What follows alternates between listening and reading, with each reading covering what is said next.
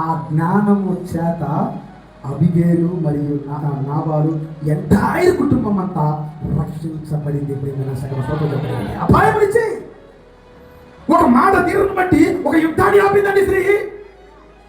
ఒక భయంకరమైన రాజ్యము ఫోర్సును బట్టి రాజునే ఆపిందంటే స్త్రీ యొక్క గొప్పతనం చూడండి, ఇక్కడ తెలివితేటలు చూడండి, ఇక్కడ జ్ఞానం చూడండి. ప్రియమైన సంగమా, ఈరోజు నీ మాటల చేత అట్లీస్ట్ ఒక గొడవ ఆపలేకపోతున్నావు, ఒక యుద్ధాన్ని ఆపలేకపోతున్నావు, ఒక పరిస్థితి సమకూర్చలాగా నువ్వు అసలు ఏమి చేయలేకపోతున్నావు. ఎంతసేపు రేపడమే గొడవలో.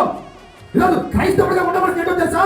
జ్ఞానంతో ఉండి తెలివితేటలతో దైవికంగా ఇక్కడ సమాధానం పడి, దేవా నువ్వే చూడగలుగుతావు, ఇది నా వల్ల కాదు, అన్ని దేవుడికి అప్పగించాలి. ఈరోజు క్రైస్తవులే ఎలా మిగిలిపోతున్నామే, క్రైస్తవులే నేను ఎందుకు తగ్గాలంటున్నామే, క్రైస్తవులే నేను ఎందుకు పడాలంటున్నామే. పడాలి దేవుడి కొరకు, వాక్యం కొరకు, దేవుడి మహాత్మను బట్టి మనం తగ్గలిపోయిన సంగమా. తెలివి తేటలతో జ్ఞానముతో మాట్లాడాలి. ఆ జ్ఞానము దేవుడు మన సంఘం ఇచ్చునుగాక.